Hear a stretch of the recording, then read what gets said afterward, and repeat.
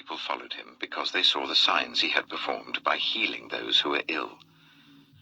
Then Jesus went up on a mountainside and sat down with his disciples.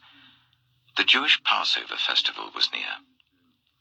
When Jesus looked up and saw a great crowd coming towards him, he said to Philip, "Where shall we buy bread for these people to eat?"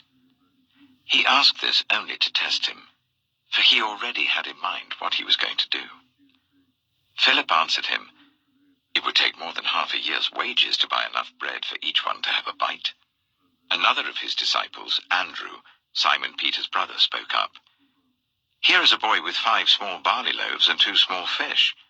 But how far will they go among so many?" Jesus said, "Make the people sit down." There was plenty of grass in that place, and they sat down. About 5,000 men were there. Jesus then took the loaves, gave thanks, and distributed to those who were seated as much as they wanted. He did the same with the fish. When they had all had enough to eat, he said to his disciples, "Gather the pieces that are left over, let nothing be wasted." So they gathered them and filled 12 baskets with the pieces of the 5 barley loaves left over by those who had eaten. After the people saw the sign Jesus performed, they began to say, "Surely this is the prophet who is to come into the world." Jesus, knowing that they intended to come and make him king by force, withdrew again to a mountain by himself. When evening came, his disciples went down to the lake, where they got into a boat and set off across the lake for Capernaum. By now it was dark, and Jesus had not yet joined them. A strong wind was blowing, and the waters grew rough. When they had rowed about 3 or 4 miles, they saw Jesus approaching the boat, walking on the water, and they were frightened. But he said to them, "It is I, don't be afraid." Then they were willing to take him into the boat, and immediately the boat reached the shore where they were heading. The next day, the crowd that had stayed on the opposite shore of the lake realized that only one boat had been there, and that Jesus had not entered it with his disciples, but that they had gone away alone. Then some boats from Tiberias landed near the place where the people had eaten the bread after the Lord had given thanks. Once the crowd realized that neither Jesus nor his disciples were there, they got into the boats and went to Capernaum in search of Jesus. When they found him on the other side of the lake, they asked him, "Rabbi, when did you get here?"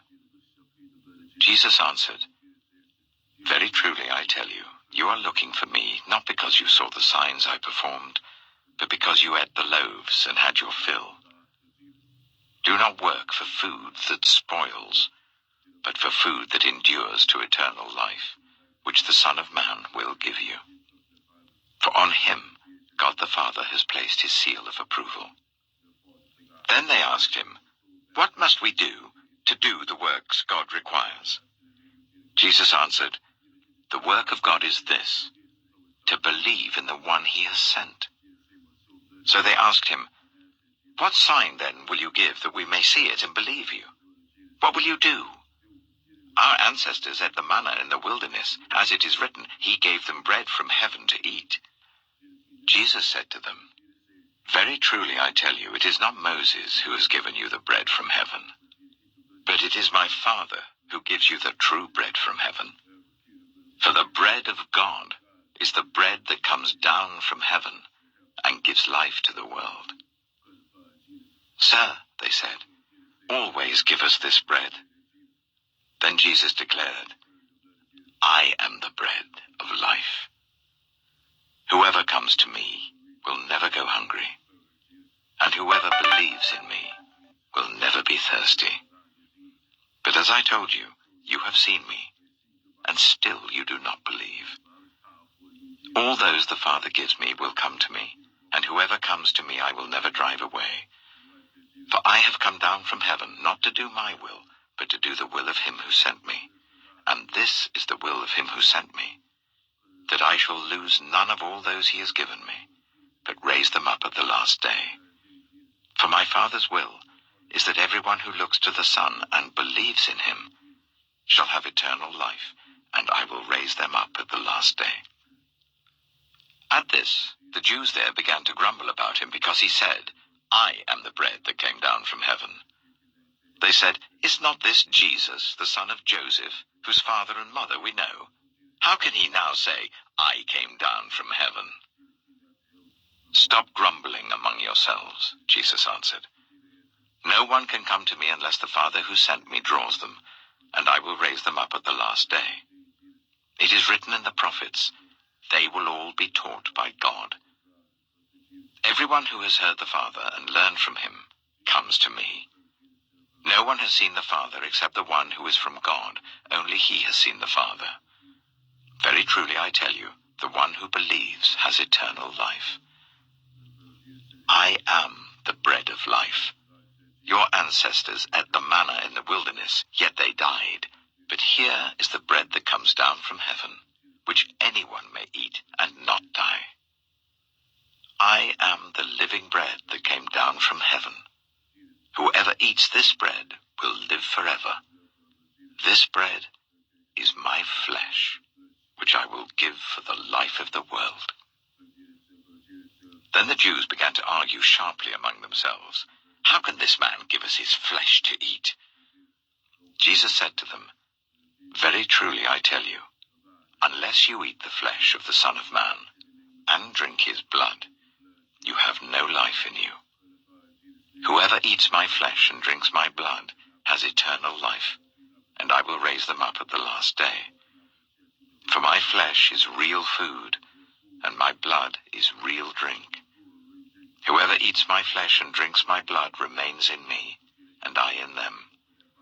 Just as the living Father sent me, and I live because of the Father, so the one who feeds on me will live because of me. This is the bread that came down from heaven. Your ancestors ate manna and died, but whoever feeds on this bread will live forever." He said this while teaching in the synagogue in Capernaum. On hearing it, many of his disciples said, "This is a hard teaching. Who can accept it?" Aware that his disciples were grumbling about this, Jesus said to them, "Does this offend you? Then what if you see the Son of Man ascend to where he was before? The Spirit gives life, the flesh counts for nothing. The words I have spoken to you, they are full of the Spirit and life. Yet there are some of you who do not believe." For Jesus had known from the beginning which of them didn't believe and who would betray him. He went on to say, "This is why I told you that no one can come to me unless the Father has enabled them." From this time, many of his disciples turned back and no longer followed him. "You do not want to leave too, do you?" Jesus asked the 12. Simon Peter answered, "Lord, to whom shall we go? You have the words of eternal life. We have come to believe and to know that you are the Holy One of God." Then Jesus replied, "Have I not chosen you, the 12? Yet one of you is a devil." He meant Judas, the son of Simon Iscariot, who, though one of the 12, was later to betray him. John chapter 7. After this, Jesus went around in Galilee. He did not want to go about in Judea, because the Jewish leaders there were looking for a way to kill him.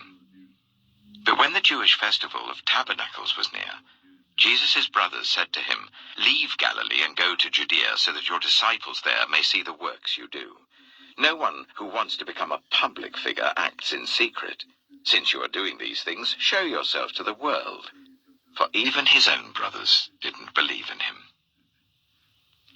Therefore Jesus told them, "My time is not yet here. For you, any time will do. The world cannot hate you, but it hates me because I testify that its works are evil. You go to the festival. I'm not going up to this festival because my time is not yet fully come." After he had said this, he stayed in Galilee. However, after his brothers had left for the festival, he went also, not publicly, but in secret. Now at the festival, the Jewish leaders were watching for Jesus and asking, "Where is he?" Among the crowds there was widespread whispering about him. Some said, "He is a good man."